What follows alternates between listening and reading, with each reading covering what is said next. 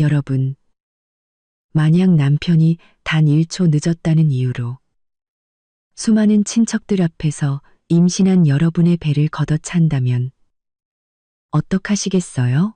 믿기지 않으시죠? 하지만 이건 불과 며칠 전 대한민국 서울 한복판에서 제게 실제로 일어난 일입니다. 그날 밤 청담 팰리스의 룸 안에서 저는 상상도 못했습니다. 제가 단 몇 초 늦었다는 이유만으로 밖에서는 그 누구보다 다정한 남편인 척 연기하던 그 남자가 그렇게 많은 친척과 지인들 앞에서 저를 죽일 듯이 팰 줄은요. 저는 임신 3개월이었고 손에는 그가 차에 두고 내린 계약 서류까지 들고 있었습니다. 룸에 발을 들여놓는 순간 그의 발이 그대로 제게 날아들었습니다. 한 대 한 대 정확히 제 허리와 배를 노렸죠. 입으로는 차마 입에 담지 못할 욕설을 퍼부으면서요. 제 뱃속의 애새끼랑 같이 당장 꺼지라고 소리치면서 말이죠. 그 순간 저는 울지도 소리치지도 않았습니다. 그가 무서워서가 아니었어요. 이미 3일 전에 프랑스 파리행 비행기 표를 예매해뒀기 때문입니다. 저보고 꺼지라고요? 네, 아주 멀리 꺼져드리겠습니다. 그리고 당신에게 모든 것을 잃는다는 것, 이 뭔지 똑똑히 보여줄게요. 안녕하세요. 여러분의 이야기꾼입니다. 오늘 한 여성의 가슴 아픈 그러나 통쾌한 복수극 속으로 여러분을 초대합니다. 이 이야기에 공감하신다면 채널 고정해주세요. 그날은 박민준 씨의 사촌형 약혼식이었어요. 저희는 미리 그날 저녁 식사 비용은 저희가 내기로 약속했었죠. 민준 씨는 오후에 회의가 있다며 저보고 먼저 식당에 가 있으라고 했습니다. 차에 있는 계약서도 미리 좀 꺼내놓으라고요. 이따 사촌 형이랑 사업 얘기를 좀 해야 한다면서요. 저는 다 가족인데 분위기를 망치면 안 되겠다는 생각에 약속 시간보다 30분 먼저 청담 팰리스에 도착해서 민준 씨를 기다렸습니다. 그런데 민준 씨가 갑자기 클라이언트에게 발목이 잡혀 20분이나 늦게 도착한 겁니다. 그는 룸에 들어서자마자 친척들에게 멋쩍게 웃으며 늦어서 죄송하다고 사과하고는 제게 눈짓을 보냈습니다. 어서 가서 계산하라는 뜻이었죠. 저는 마침 화장실에서 화장을 고치고 나온 참이라 그의 말을 듣고 서둘러 가방을 챙겨 계산대로 향했습니다. 그런데 룸문을 나서자마자 그가 조수석에 뒀다는 계약서가 생각났습니다. 다시 주차장으로 뛰어가 차 문을 열고 계약서를 챙겼죠. 이렇게 왔다 갔다 하는데 1분도 채 걸리지 않았습니다. 제가 계약서와 카드를 들고 룸으로 뛰어 들어갔을 때 민준 씨는 룸 한가운데 서 있었습니다. 얼굴이 소뚜껑처럼 시꺼멓게 변해 있었죠. 주변 친척들은 모두 수저를 내려놓은 채 어색한 눈빛으로 아무 말도 못하고 있었습니다. 제가 계약서 가져왔어요. 지금 바로 계산하고 올게요. 라고 말하려던 순간 민준 씨가 갑자기 폭발했습니다. 룸 전체가 울릴 정도로 큰 목소리로요. 이서연, 너 어디서 죽었다. 이제 왔어. 계산하는데 늦고 지랄이야. 저는 그의 호통의 순간 멍해졌지만 곧 정신을 차리고 설명했습니다. 차에 두고 내린 계약서 가지러 다녀왔어요. 이따 필요할까봐 정말 잠깐이었어요. 잠깐? 민준 씨는 몇 걸음에 제 앞으로 다가와 눈을 부릅뜨고는 제 어깨를 거칠게 밀쳤습니다. 저는 중심을 잃고 뒤로 누워 걸음 물러나다 옆에 있던 의자에 허리를 세게 부딪혔습니다. 너무 아파서 숨을 헙하고 들이마셨죠. 저는 반사적으로 배를 감싸 안으며 작은 목소리로 말했습니다. 나 임신했잖아.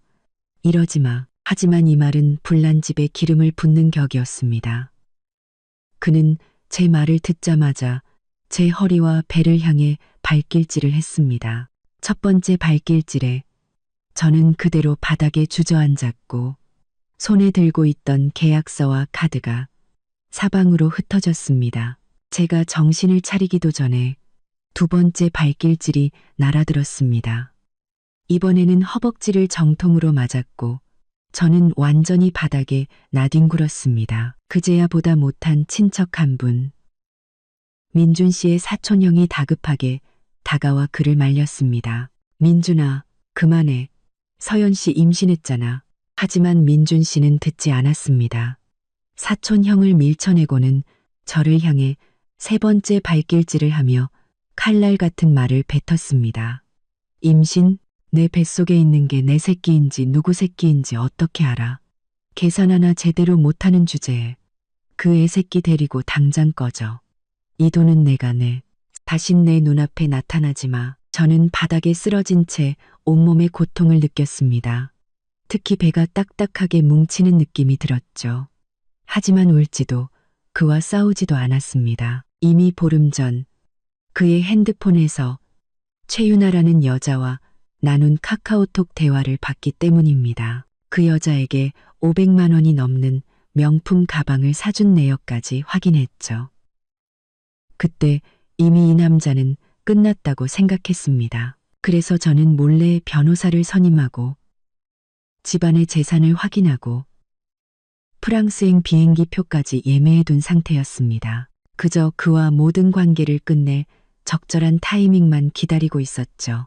이제 보니 바로 지금이 그 순간이었습니다. 저는 천천히 몸을 일으켜 바닥에 흩어진 카드와 계약서를 주웠습니다. 옷의 먼지를 털어내자 주변 친척들의 시선이 느껴졌습니다. 동정하는 눈빛, 구경하는 눈빛, 그리고 수군거리는 소리들.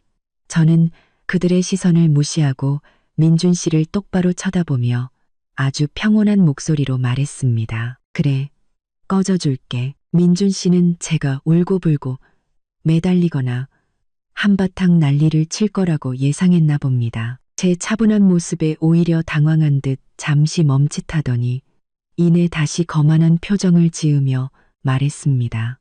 그래, 꺼져. 나중에 다시 와서 빌 생각하지 마. 저는 더 이상 한마디도 하지 않고 룸 밖으로 걸어 나갔습니다. 문을 나설 때 뒤에서 시어머니 김영자 씨가 비아냥거리는 소리가 들렸습니다. 어휴, 정말 생각 없는 애를 며느리로 들여서 비아냥거리는 소리가 들렸습니다. 어휴, 어른들 다 계신데 우리 민준이 체면을 저렇게 깎아? 잘 갔네, 잘 갔어. 저는 걸음을 멈추지 않았습니다. 마음속으로는 단 하나의 생각뿐이었죠. 내일 아침이 되면 누가 정말 울어야 할 사람인지 알게 될 거예요. 청담 팰리스 문을 나서자 차가운 밤바람이 불어왔습니다. 그제야 다리의 통증이 선명하게 느껴졌습니다. 저는 핸드폰을 꺼내 비행기표를 확인했습니다. 밤 11시 비행기. 아직 3시간이 남아 있었죠. 저는 근처 약국에서 유산방지제를 사고 마트에서 비행기에서 먹을 간식을 좀 샀습니다. 그리고 택시를 타고 민준 씨와 함께 살던 아파트로 돌아갔습니다. 집에 들어서자마자 불도 켜지 않고 침실로 들어갔습니다. 옷장 맨 아래 서랍을 열자 미리 싸둔 캐리어가 나왔습니다. 갈아입을 옷 몇 벌, 여권과 신분증, 그리고 엄마가 주신 제 명의의 통장. 결혼 전에 제가 모아둔 돈이라 민준 씨는 모르는 돈이었습니다. 앞으로 프랑스에서 살아갈 제 생활비였죠. 저는 캐리어를 꺼내 현관에 두고 서재로 갔습니다. 민준 씨와 최윤아의 카톡 대화 캡처와 명품 가방 영수증 사진을 모두 제 가방에 챙겨 넣었습니다. 이 모든 것이 나중에 이혼 소송에서 그를 빈털터리로 만들 증거가 될 겁니다. 모든 준비를 마치고 벽시계를 보니 9시 반이었습니다. 민준 씨는 아직 청담 팰리스에서 친척들과 시간을 보내고 있겠죠. 당분간은 돌아오지 않을 겁니다. 저는 캐리어를 들고 조용히 문을 닫았습니다. 2년 동안 살았지만 단 한 번도 따뜻함을 느끼지 못했던 이 집을 떠났습니다. 아파트 입구에서 택시를 잡아 타고 인천공항으로 가달라고 말했습니다. 차가 출발하는 순간 저는 핸드폰을 꺼내 박민준의 번호를 차단했습니다. 이제부터 그는 두 번 다시 저에게 연락할 수 없을 겁니다. 택시는 도로 위를 부드럽게 달렸고 창밖에 가로등 불빛이 별처럼 스쳐 지나갔습니다. 저는 좌석에 기대 앉아 가방을 더듬었습니다. 그로수는 도로 위를 부드럽게, 안에는 여권과 신분증 외에도 오후에 급하게 챙겨 넣었던 서류들이 들어있었죠. 아까 식당에서 민준 씨에게 맞았을 때 가방이 바닥에 떨어져 내용물이 엉망이 되었을 겁니다. 가방을 무릎 위에 올려놓고 지퍼를 열어 정리하기 시작했습니다. 물티슈 몇 장, 방금 산 유산방지제, 그리고 변호사와 상담하며 준비한 이혼합의서, 초안과 재산 목록 서류들을 가지런히 정리하는데 손끝에 딱딱한 것이 만져졌습니다. 꺼내보니 이름 없는 흰 봉투였습니다. 제 것이 아니었죠. 곰곰이 생각해보니 어제 서재를 정리할 때 민준 씨가 책장 맨 위 틈새에 숨겨두었던 것이었습니다. 당시에는 그냥 사업 관련 서류이겠거니 하고 무심코 제 가방에 넣어뒀던 겁니다. 호기심에 봉투를 열어보았습니다. 그리고 뽑고 판고 펑쿠고 판 당시에 한국복 가서 안에는 계약서가 아닌 여러 장의 사진과 쇼핑, 영수증 2장이 들어있었습니다. 택시 안의 조명을 빌려 사진을 본 순간 온몸의 피가 차갑게 식었습니다. 사진 속에는 민준 씨와 빨간 원피스를 입은 여자가 있었습니다. 차갑게 식었습니다. 두 사람은 호텔 침대 위에서 서로를 껴안고 있었고 그 모습이 눈을 찔렀습니다. 그 여자는 저도 아는 사람이었습니다. 최유나, 민준 씨 회사의 새로운 인턴이었죠. 지난달 민준 씨가 친구들 모임에 그녀를 데려와 유능한 부하 직원이라고 소개했었습니다. 이제 보니 부하 직원이 아니라 상간녀였던 겁니다. 저는 한 장 한 장 사진을 넘겼습니다. 볼수록 화가 치밀었습니다. 백화점에서 손을 잡고 데이트하는 사진, 민준 씨가 그녀에게 아이스크림을 사주는 사진, 그리고 가장 충격적인 사진은 민준 씨가 한 보석상 앞에서 그녀를 껴안고 다이아몬드 반지를 손에 든 채 제가 결혼 2년 동안 단 한 번도 본 적 없는 다정한 눈빛으로 그녀를 바라보는 모습이었습니다. 사진을 쥔 손이 분노로 떨렸습니다. 저는 그와 결혼하고 2년 동안 20만 원이 넘는 옷 한 벌 마음 편히 사입지 못하며 아끼고 살았습니다. 그런데 그는 집안 돈으로 다른 여자에게 다이아몬드 반지를 사주고 호텔에서 놀아난 겁니다. 사진을 옆으로 치우고 2장의 쇼핑 영수증을 집어들었습니다. 첫 번째는 명품 매장 영수증이었습니다. 날짜는 지난달 15일, 바로 제 생일이었습니다. 저는 그날 저녁상 가득 음식을 차려놓고 그를 기다렸지만 그는 회사 야근 때문에 늦는다고 했었죠. 결과적으로는 최유나와 함께 명품 가방을 사러 갔던 겁니다. 영수증에는 모 브랜드의 클래식 핸드백, 금액은 600만 원이라고 적혀 있었습니다. 결제자는 박민준이었죠. 두 번째는 호텔 결제 내역서였습니다. 날짜는 지난주 토요일, 제가 친정에 갔던 바로 그날이었습니다. 내역에는 이그제큐티브 스위트룸, 2인 디너 코스, 와인 등이 포함되어 있었고 총액은 100만 원이었습니다. 서명란에는 역시 박민준의 이름이 있었습니다. 저는 이 모든 것을 다시 봉투에 넣고 손에 꽉 쥐었습니다. 예전에 봤던 카톡 대화는 아무것도 아니었습니다. 그는 이미 최유나와 이토록 깊은 관계였던 겁니다. 전에는 혹시나 하는 마음에 그에게 여지를 남겨줘야 하나 고민했지만 이제는 그럴 필요가 전혀 없었습니다. 임신한 저에게조차 그렇게 잔인하게 발길질을 한 그에게 저 역시 자비를 베풀 필요는 없었습니다. 이혼은 물론이고 그가 제게서 앗아간 모든 것을 토해내게 만들어야 했습니다. 사회적으로 매장시켜 버릴 겁니다. 바로 그때 핸드폰이 울렸습니다. 제 절친 소희였습니다. 저는 심호흡을 하고 전화를 받았습니다. 서연아, 너 괜찮아? 방금 민준 씨 사촌 오빠한테 전화 왔어. 민준 씨가 룸에서 너 발로 차고 욕했다며. 너 지금 어디야? 소희의 목소리를 듣자 억눌렀던 감정이 조금은 누그러졌습니다. 나 괜찮아. 조금 아프긴 한데 유산방지제 먹었어. 나 지금 공항 가는 길이야. 밤 11시 비행기로 프랑스가. 프랑스? 소희는 잠시 놀라더니 이내 상황을 파악하고 말했습니다. 너 이미 다 계획했구나. 잘했어. 그 쓰레기한테는 그게 답이야. 프랑스 도착하면 꼭 연락하고 무슨 일 있으면 혼자 끙끙 앓지 말고 바로 전화해. 알았어. 저는 전화기에 대고 희미하게 웃으며 말했습니다. 아, 그리고 나 방금 가방에서 박민준이랑 최윤아 사진이랑 영수증 찾았어. 완전 빼도 박도 못하는 증거들이야.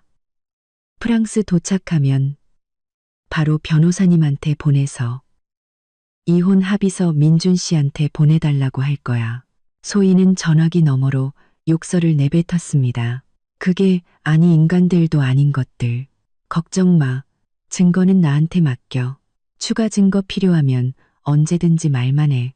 내가 어떻게든 찾아내 줄게. 소희와의 통화를 끝내니 마음이 한결 놓였습니다. 이렇게 든든한 친구가 뒤에 있으니 박민준 따위는 두렵지 않았습니다. 택시는 곧 인천공항 터미널 앞에 도착했습니다. 요금을 내고 캐리어를 끌고 내렸습니다. 터미널 입구로 걸어가는데 익숙한 얼굴이 보였습니다. 민준 씨의 친구 김진우였습니다. 저는 재빨리 고개를 숙이고 다른 쪽으로 발걸음을 옮겼습니다. 혹시라도 그가 저를 알아보고 민준 씨에게 연락하면 곤란해지니까요. 다행히 진우 씨는 핸드폰을 보느라 저를 눈치채지 못했습니다. 저는 서둘러 터미널 안으로 들어가 체크인 카운터로 향했습니다. 직원은 혼자 캐리어를 끄는 저를 보고 물었습니다. 고객님, 혼자 여행 가시나요? 도움이 필요하시면 말씀해 주세요. 저는 고개를 저으며 웃었습니다. 아니요, 괜찮습니다. 감사합니다. 체크인을 마치고 탑승권을 받으니 시간은 벌써 10시 10분이었습니다.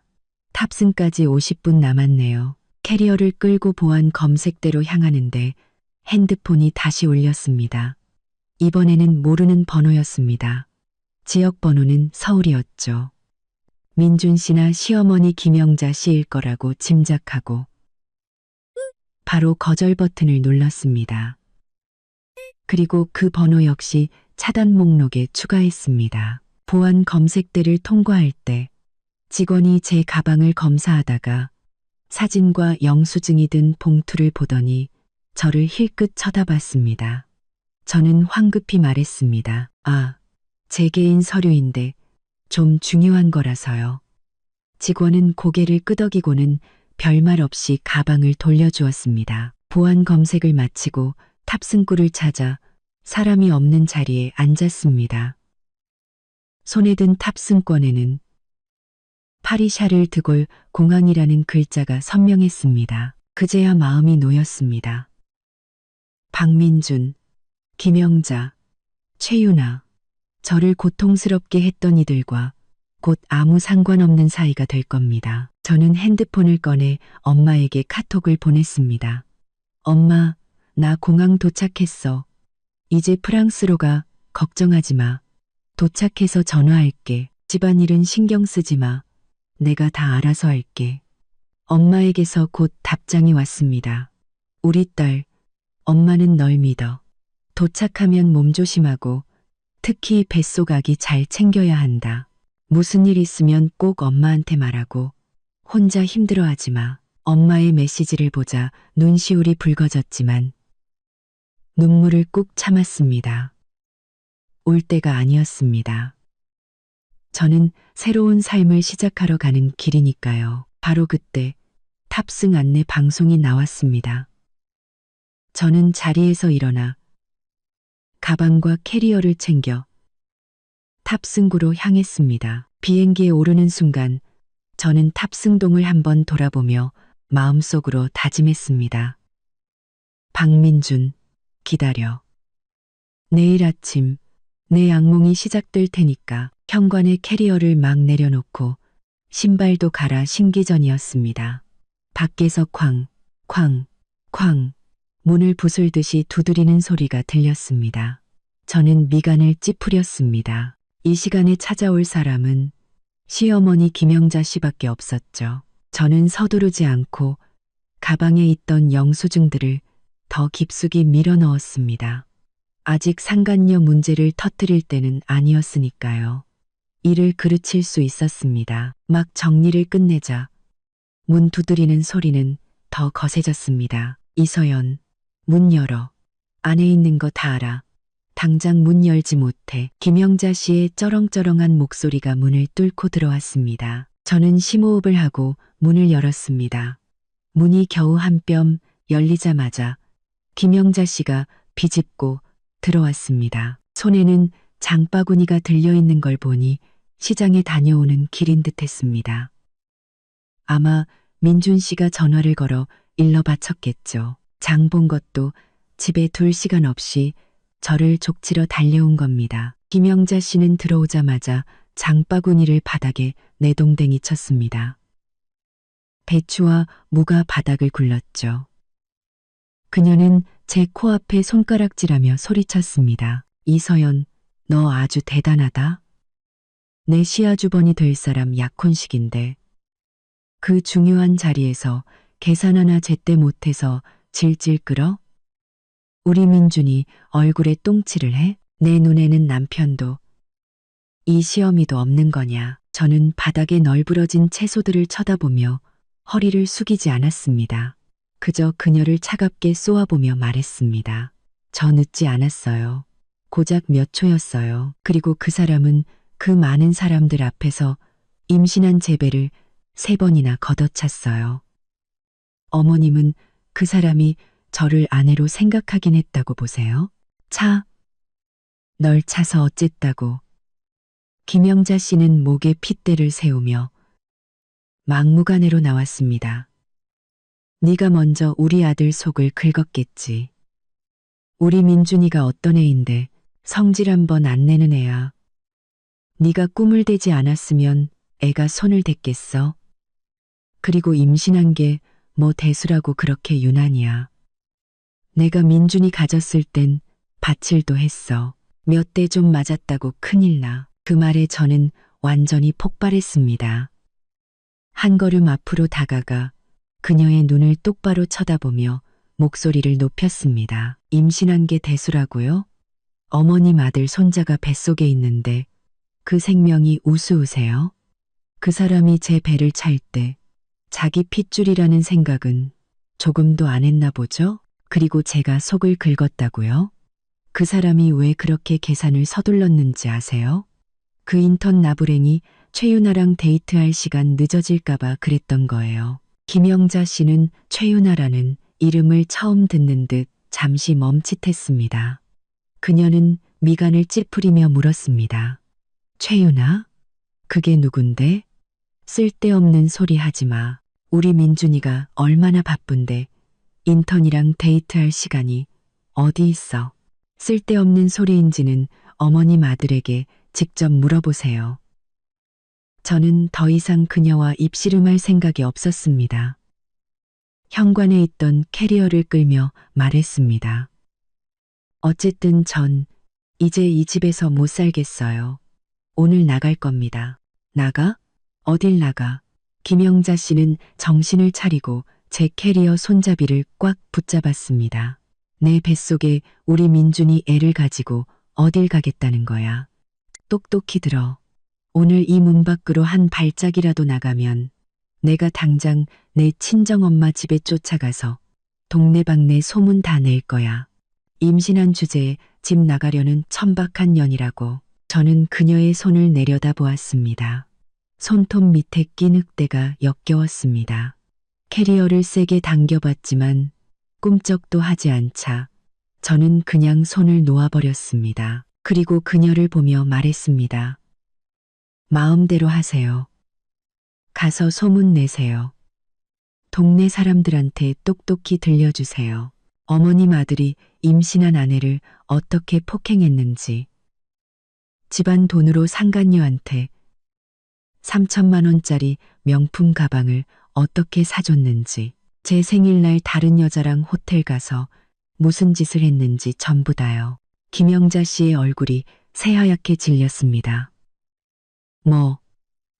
뭐라고? 말도 안 되는 소리인지는 민준 씨 카드 내역서 한번 뽑아보시면 알겠죠.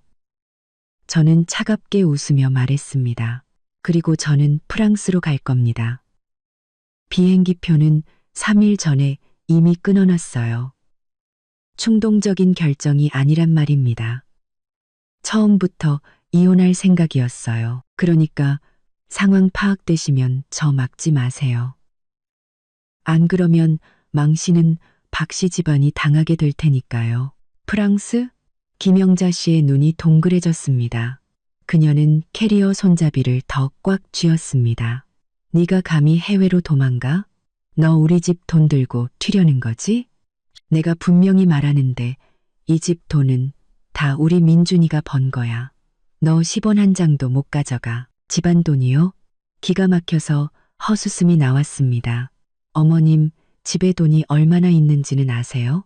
민준 씨가 매달 최윤아한테 얼마를 쓰는지도 아시고요. 제가 가져가는 건 결혼 전에 제가 모은 돈이랑 저희 엄마가 해주신 예물뿐이에요.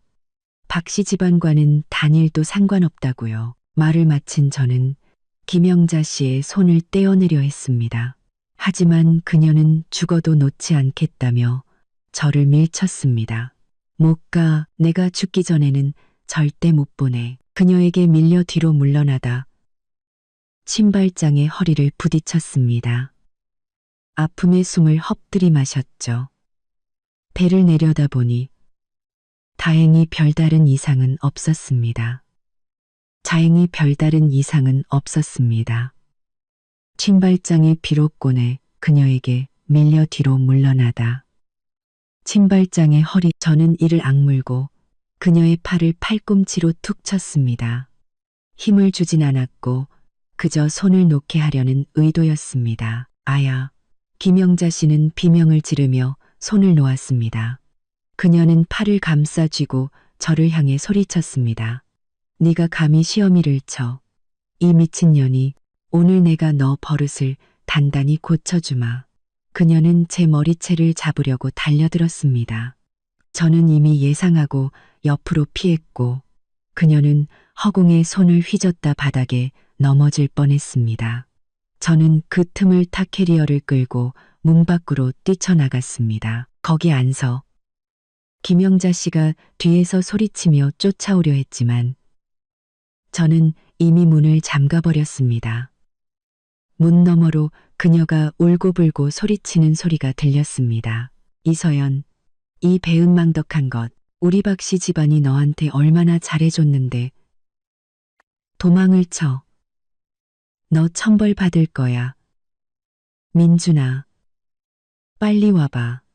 내 마누라 도망간다. 저는 그녀의 저주를 무시하고 서둘러 엘리베이터로 향했습니다. 엘리베이터 안에는 저 혼자였습니다.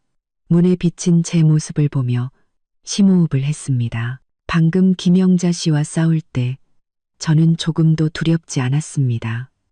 오히려 마음속의 돌덩이가 반쯤은 내려간 기분이었습니다. 아파트 단지를 나와 택시를 잡고 공항으로 가달라고 말했습니다.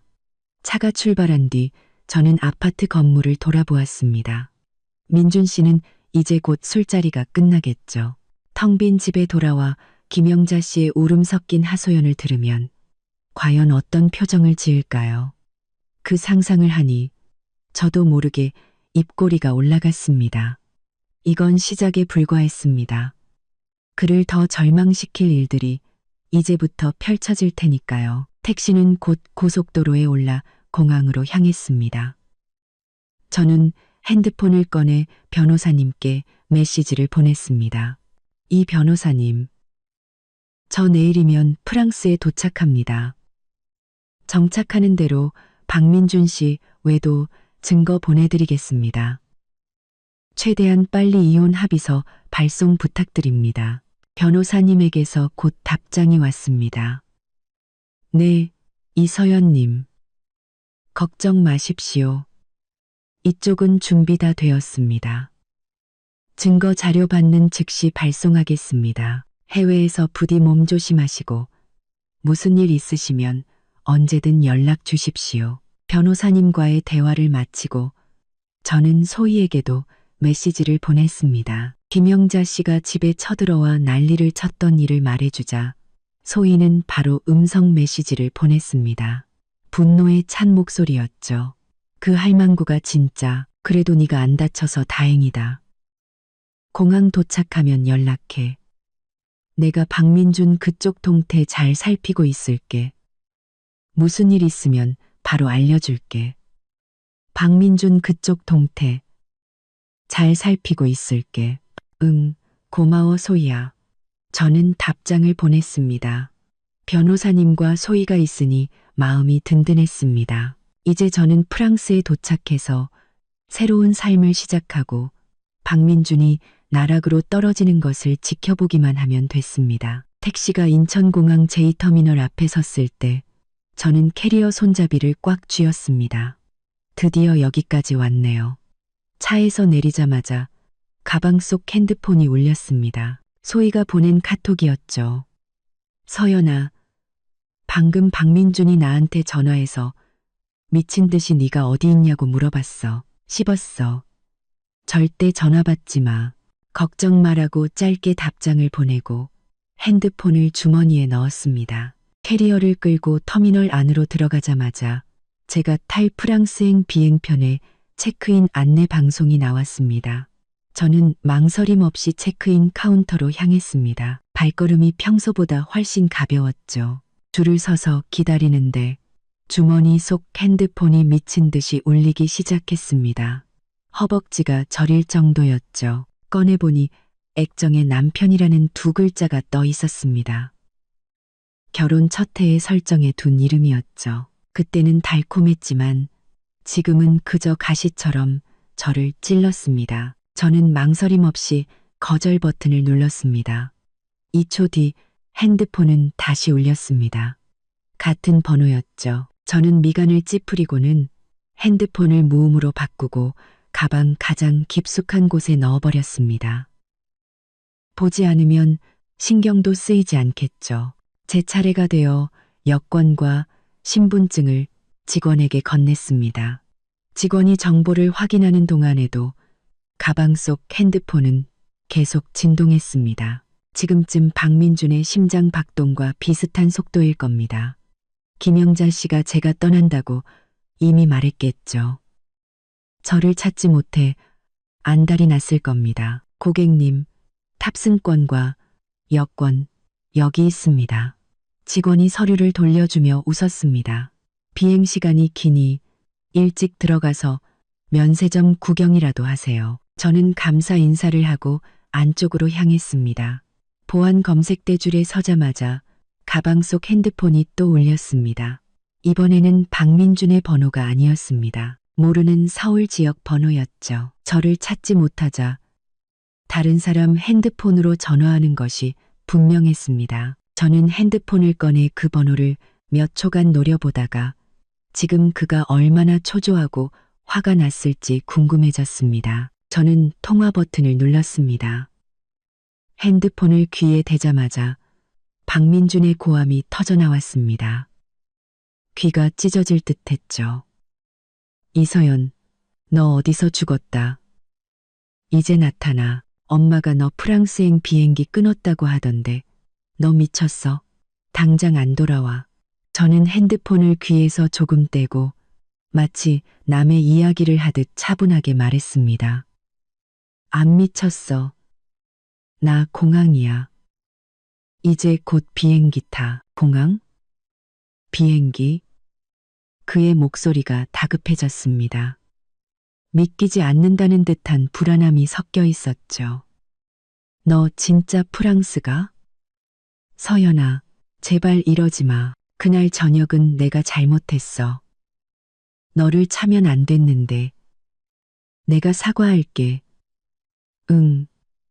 돌아와서 우리 제대로 얘기 좀 하자. 사과. 저는 실소를 터뜨렸습니다. 비웃음이 가득했죠. 박민준, 당신이 내 배를 찼을 때는 왜 사과 안 했어?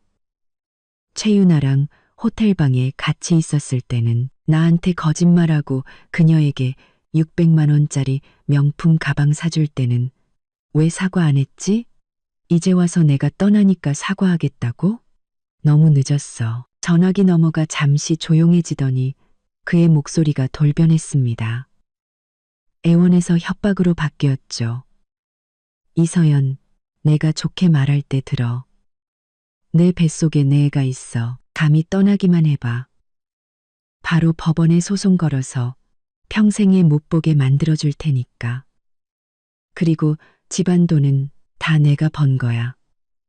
너 10원 한 장도 못 가져가. 아이는 내가 가졌어. 당신이랑 상관없어. 저는 더 이상 그와 말 섞기가 싫어 차갑게 말했습니다. 집안 돈은 건드리지 않았어. 집안 돈은 건드리지 않았어. 내가 가져가는 건 내 돈이랑 엄마가 주신 돈뿐이야. 그리고 법원? 마음대로 해. 마침 잘 됐네. 당신 가정폭력, 외도 증거 다 제출해서 판사님한테 당신이 어떤 인간인지 똑똑히 보여줄 테니까. 저는 그의 대답을 듣지도 않고 전화를 끊었습니다. 그리고 그 낯선 번호를 차단 목록에 추가했습니다. 박민준, 김영자, 그리고 그의 친구들 번호까지. 생각나는 번호는 모조리 차단했습니다. 막 차단을 끝내자 소희에게서 음성 메시지가 왔습니다. 서연아, 방금 민준 씨 사촌 오빠한테 들었는데 민준이가 청담 팰리스에서 뛰쳐나가서 너희 집으로 갔대. 너 없는 거 확인하고 지금 미친 듯이 찾고 있대. 절대 잡히면 안 돼. 나 이제 보안 검색대 통과해. 못 찾아. 라고 답장을 보내고 핸드폰을 껐습니다. 보안 검색을 마치고 탑승구로가 창가 자리에 앉았습니다. 탑승까지 20분. 저는 핸드폰을 켜서 다시 한번 비행기 좌석을 확인하고 가방 속 여권과 외도 증거들을 만져보았습니다.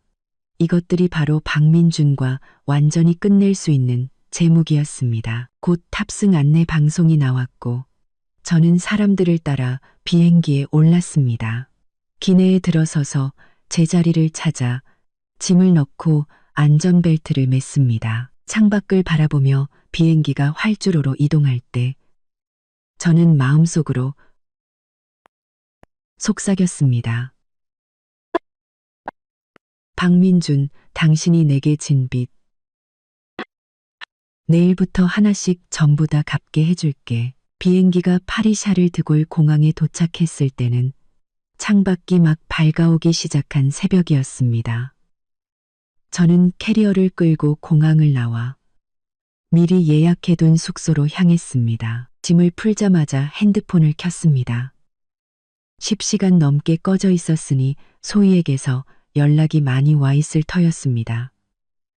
그런 역시나 카카오톡을 켜자마자 소희의 메시지가 쉴 새 없이 떴습니다. 마지막에는 긴 음성 메시지가 3개 나와 있었죠. 저는 소파에 앉아 첫 번째 메시지를 틀었습니다. 소희의 신이 난 목소리가 들려왔습니다. 서연아, 프랑스 도착했어? 완전 대박 소식 있어. 첫파, 첫파, 첫파, 첫파, 첫파. 프랑스 도착했어.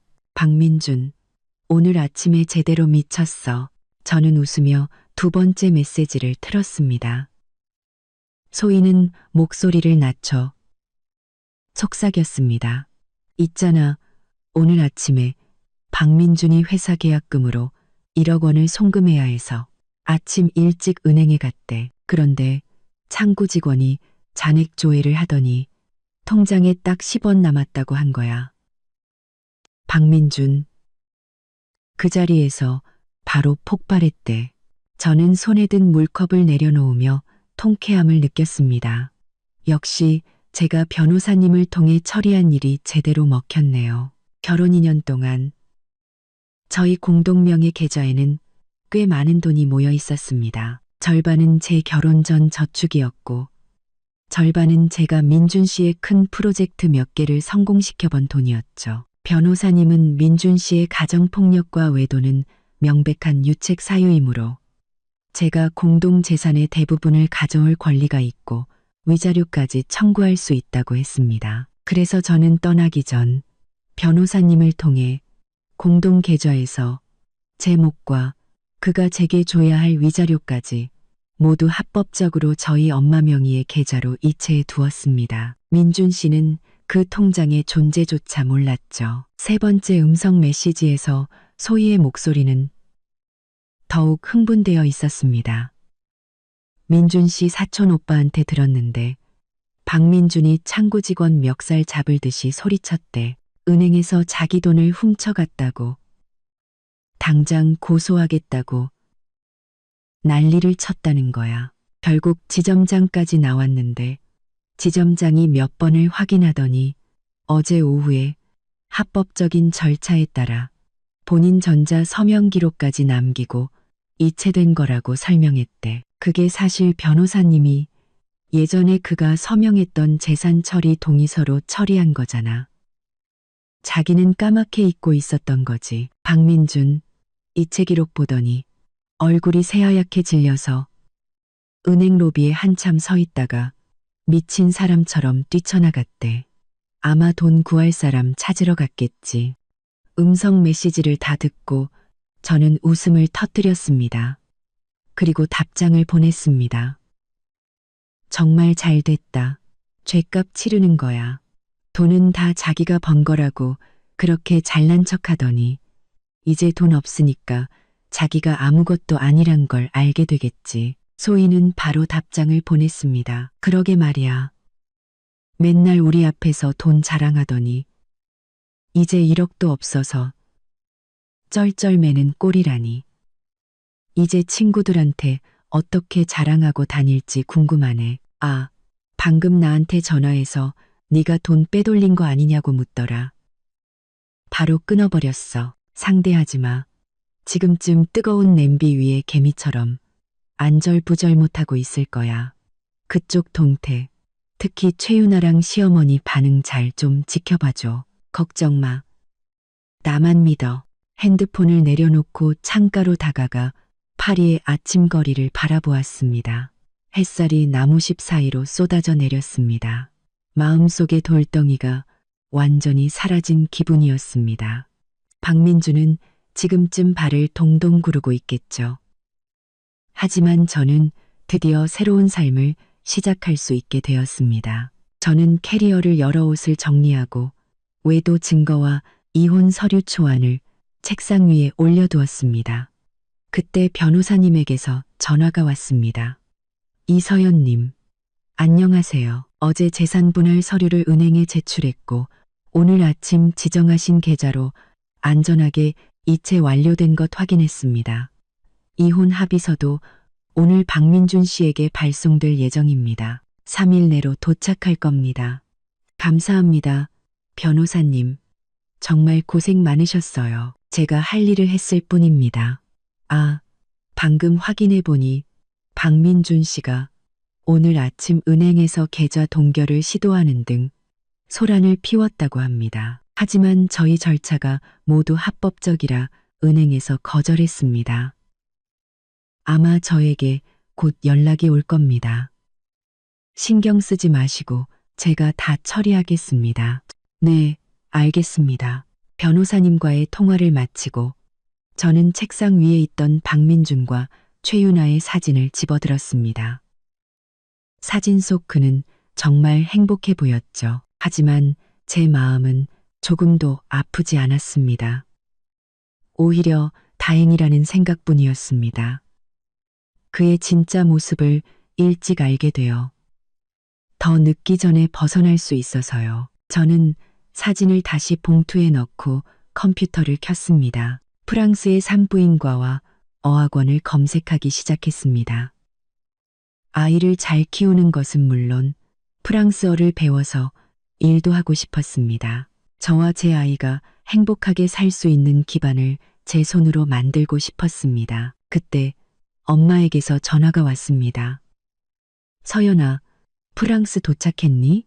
지낼 만해. 배는 괜찮고? 응, 엄마. 나 도착했어. 다 괜찮아. 숙소도 편하고 근처에 병원도 있어. 내일 산부인과 예약하러 갈 거야.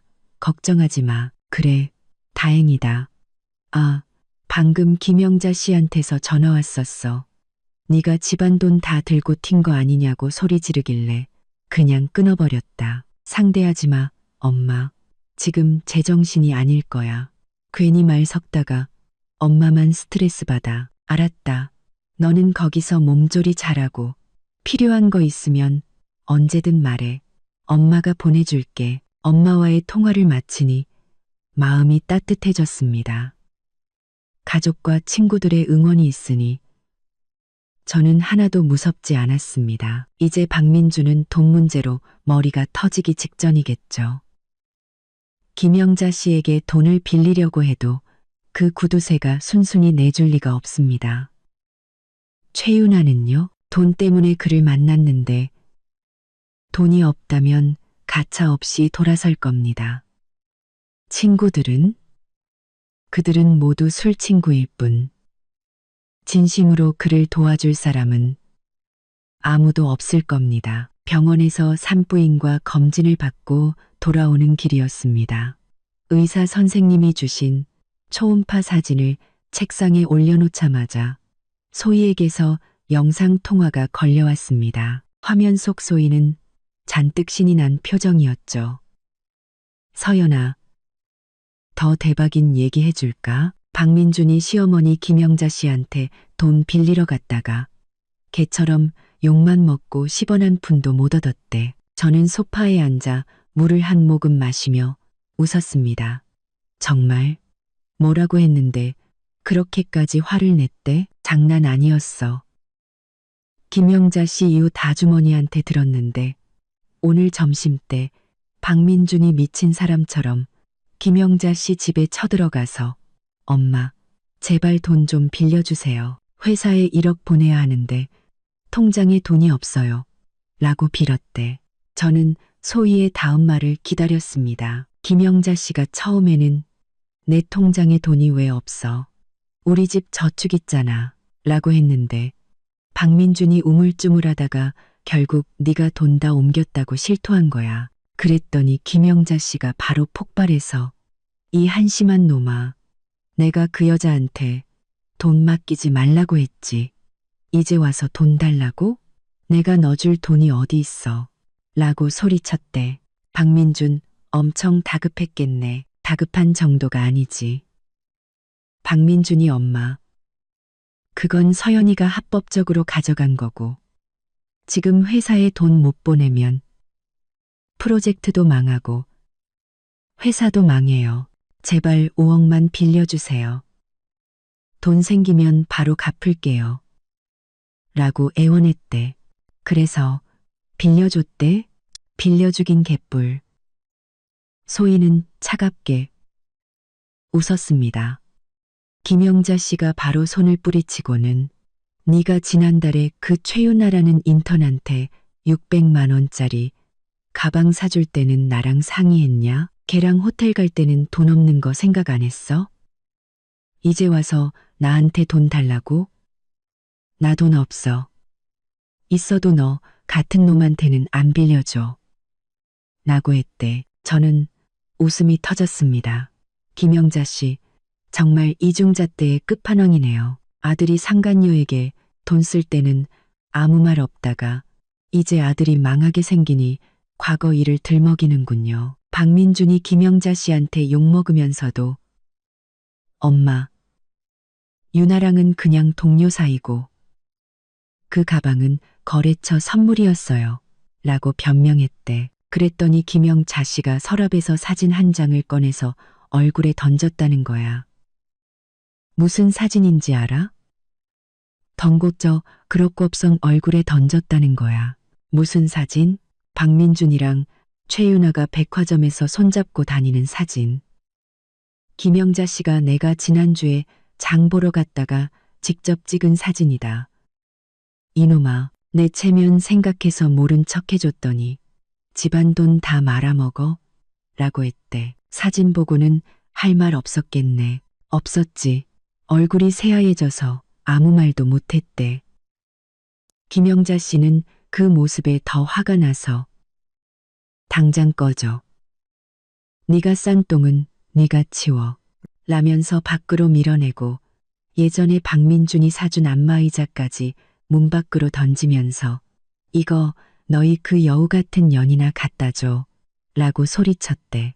저는 김영자 씨에게 쫓겨나 안마의자를 끌어안고 복도에 서 있을 박민준의 비참한 모습을 상상하며 웃음을 참을 수 없었습니다. 그때 복도에 이웃들이 다 나와서 구경했대. 박민준, 망신이란 망신은 다 당하고 안마의자 질질 끌면서 도망가다가 넘어질 뻔했다더라. 꼴 좋다. 자업자득이지. 저는 웃음기를 거두고 차갑게 말했습니다. 나한테 손찌검하고 최윤아한테 돈 쓸 때는 이런 날이 올 줄 몰랐겠지. 이제 엄마한테도 버림받았으니 꼴이 말이 아니겠네. 그치. 내 생각엔 이제 최윤아 찾아갈 것 같아. 걔한테 돈 좀 빌려보려고. 분명 그럴 거야. 하지만 최윤아는 돈 때문에 박민준을 만난 거잖아.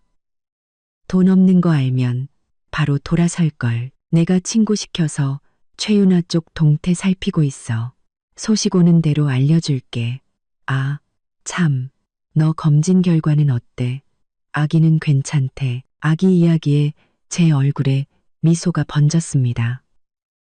책상 위 초음파 사진을 들어 카메라에 비춰주며 말했습니다. 의사 선생님이 아기 아주 건강하대. 심장 소리도 좋고 앞으로 푹 쉬고 마음 편하게 지내라고 하셨어. 다행이다. 거기서 정말 몸조리 잘해야 해. 박민준 그 인간 때문에 스트레스 받지 말고. 알았어. 난 이제 아기 잘 키우고 프랑스어 배우는 데만 집중할 거야. 이혼 절차 끝나면 그 사람이랑은 완전히 끝이야. 소희와 통화를 마치고 창밖을 내다보았습니다. 파리의 오후는 평화로웠습니다. 저는 배를 쓰다듬으며 속삭였습니다.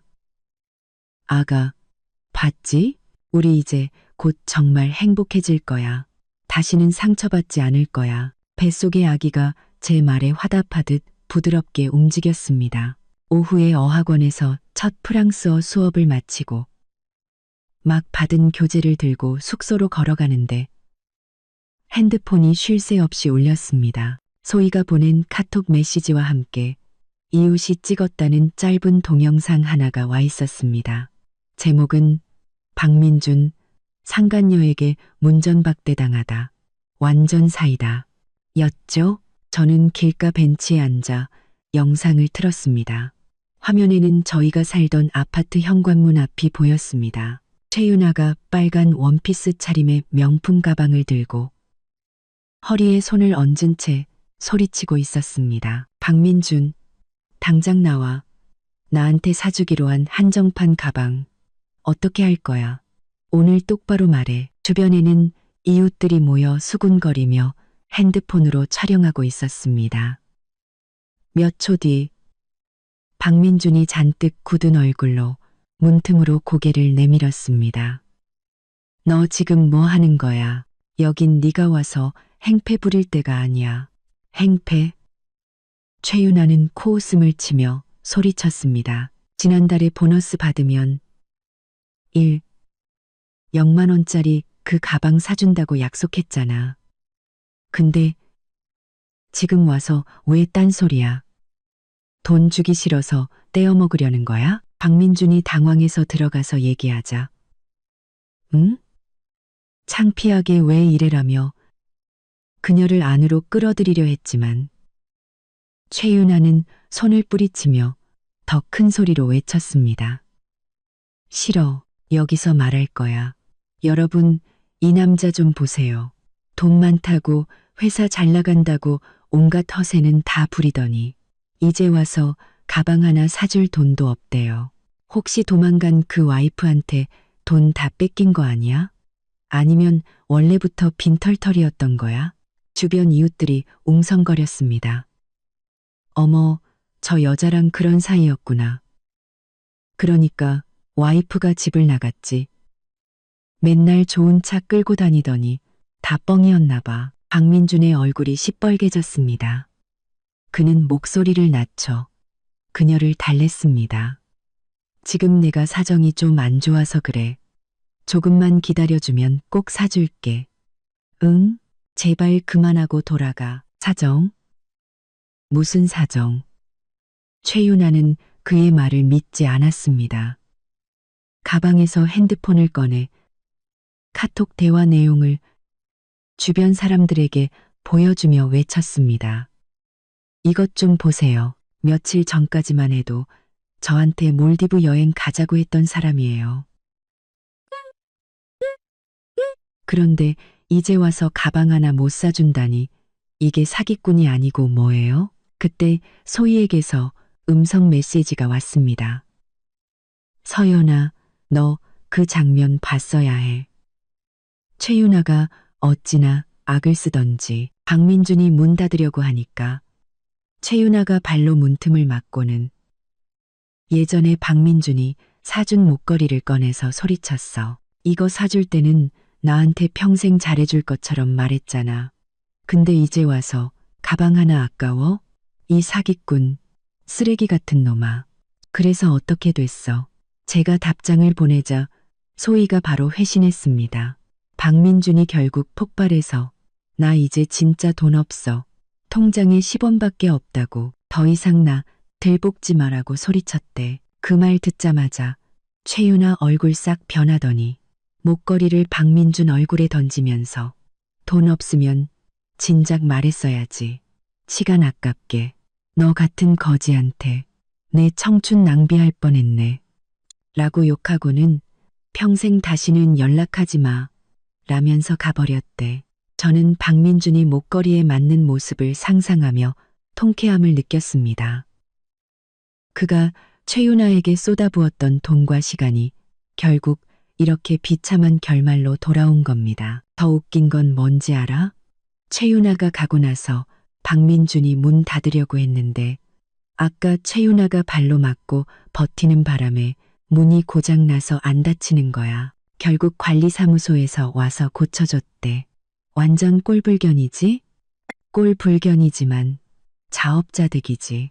저는 핸드폰을 끄고 자리에서 일어났습니다. 숙소로 돌아가는 길. 예전에 박민준이 최윤아는 너랑 다르게 참 착하고 이해심이 많아라고 했던 말이 떠올랐습니다. 결국 그 이해심은 돈 앞에서 산산조각이 나버렸네요. 숙소에 돌아와 엄마와 영상 통화를 하며 오늘 있었던 일을 말씀드렸습니다. 엄마는 인과응보다 그놈이 너한테 했던 짓을 생각하면 상간녀한테 버림받고 엄마한테 욕먹는 건 당연한 벌이야라고 말씀하셨습니다. 응, 엄마.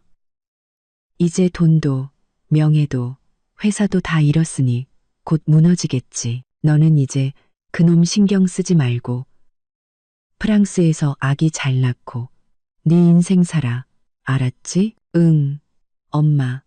걱정하지 마. 통화를 마치고 책상 앞에 앉아 프랑스어 교재를 폈습니다.